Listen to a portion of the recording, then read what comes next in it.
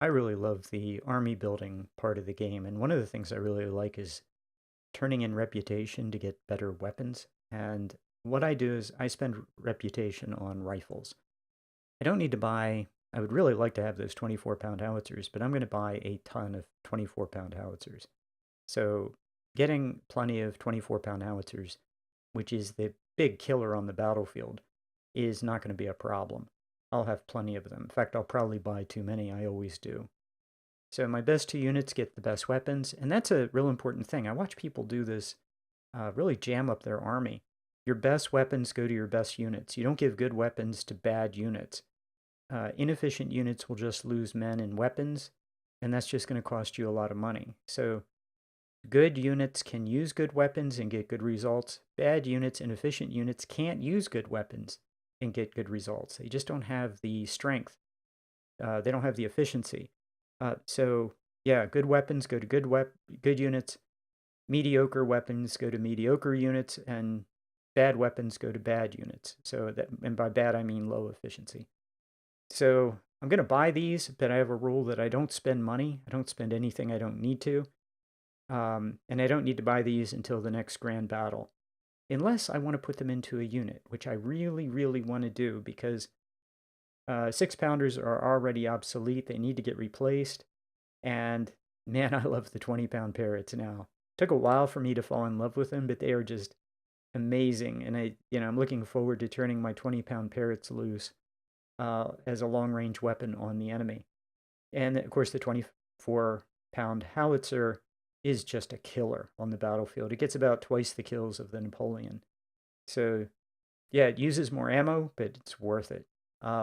And also, nobody can stand up to 24-pound howitzers to the face. It's just not possible. So what I'm doing is I'm shuffling around my weapons. My best weapons are the 55s. Next best are Palmettos. Well, I guess I have Lorenzes. If I don't, I should buy some Lorenzes. So what I'm doing is I'm making sure that best weapons to my best units, which are 55s, and then next, whatever I have next in inventory, and so on. So I would like to push up my infantry. I don't want to trigger scaling, and there's a reason for that. The beyond scaling, uh, once you trigger scaling, every person you add to your army is probably going to be a raw recruit, probably. But every person the AI gets when we talk about scaling as they scale up is going to be a 2-star or a 3-star soldier. So the enemy is getting exponentially more powerful, while your army, if you're putting in raw recruits, is getting weaker. So that's counterproductive. What I want to do is I want to level my army up to the point that I don't trigger scaling if at all possible, which is why I keep checking the battle maps to see if the AI is starting to scale. So I put in as many free soldiers as I can. Again, this is the Union Army. Your infantry will level up if you're getting a high kill ratio, but I never count on my infantry being great. And I don't want to spend a lot of money. Well, full stop. I don't want to spend a lot of money, but I certainly want to be careful how much money I spend, particularly on veterans, because it's generally not worth it.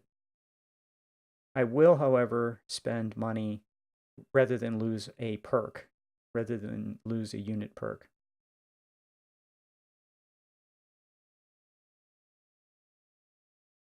So I usually go, sometimes I go with stamina or endurance course, and sometimes I take this, the perk on the right. And I don't know, I like to experiment with different things in different battles. I end up going with stamina. The other one looks fine too. Um, yeah, I'm a little torn on that.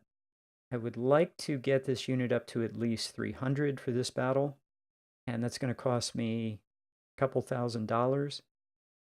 My cab is already at 375, which is the max. Beyond that, it's not going to be effective, or it's going to lose efficiency. So, do I go to 700 or 800 for these guys? I want to keep it down. What I'd like to do is put these guys in battle, have them get some experience, so the next time I level up, it doesn't cost me any money at all. I can do it completely with raw recruits. So, yeah, it's not very expensive, but I don't want to go crazy because this is costing money.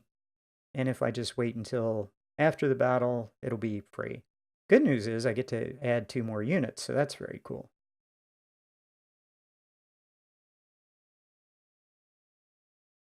Okay, these units are all about the same size. The enemy scales up based on side battles based on average unit size more than total army.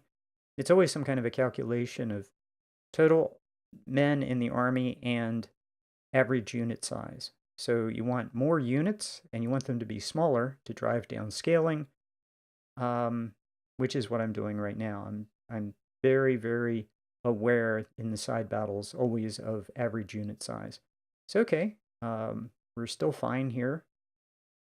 I can keep increasing my army. I have the army at the kind of the minimum size I want to go into. I would really like to pump this up and get some more size to my 24-pound howitzers and 20-pound Parrotts. I have them in inventory. I can buy some more guns. Now would be a good time and get the unit some experience and then level up some more. That would be good. I'm checking out, okay, I'm going to build 2 units, and what can I build for free? So I'm torn between another artillery unit, another sniper unit. Another sniper unit would be really good here, but don't have a lot of weapons, and I could have like 2 small units or 1 bigger unit.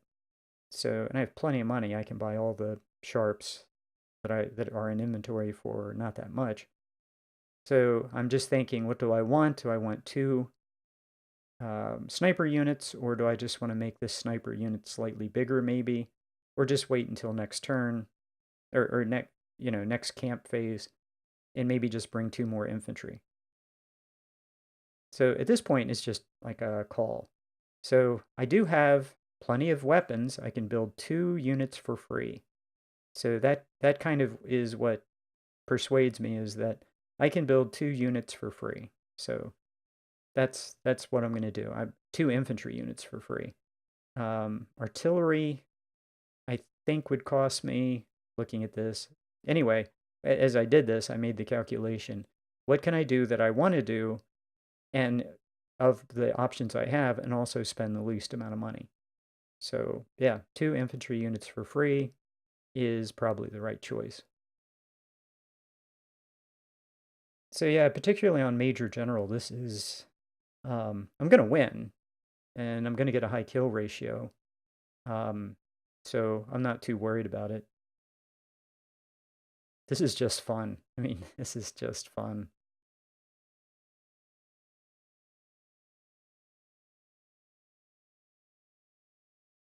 So the choice here is, if I spend some money and get a lieutenant colonel, I get a colonel that much faster. I'd like to have colonels in my artillery, particularly the 24H.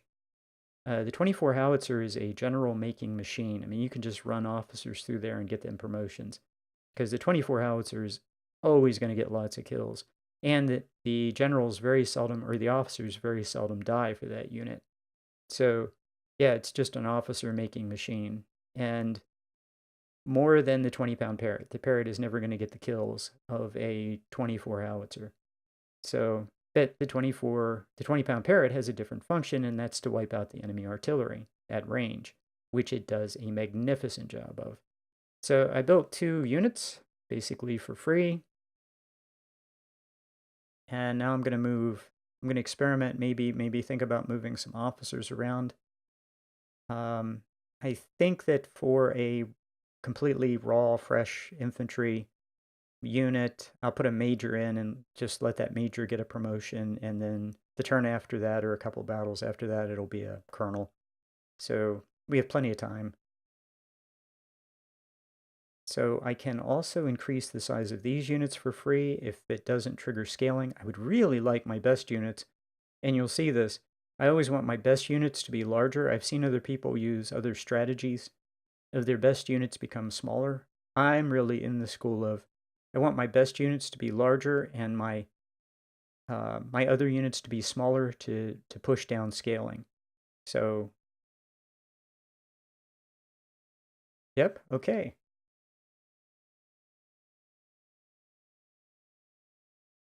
Man, those 2, actually almost every unit that we see right now is probably going to end up being a 3-star before this is over.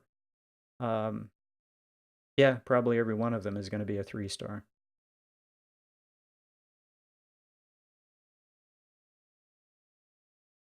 So having a lot of 3-stars is really expensive. Um, it's there's like an exponential increase in cost to level up, and also dollar cost for veterans goes way up. I a 3-star unit, I count a loss of a 3-star soldier to replace it with a vet as $100. Um, it just becomes really, really overly expensive, and it's not worth the money. 2-star units in most of your army will perform absolutely fine.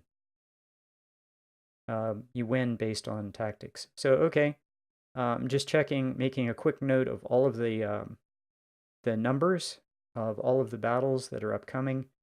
Um, and I make the decision to go ahead and I really want to level up this artillery.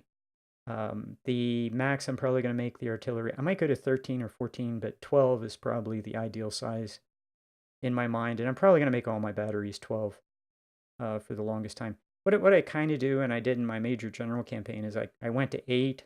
All of my batteries were 8 for a long time. And then as units got 2-stars, they went to 10 or 12.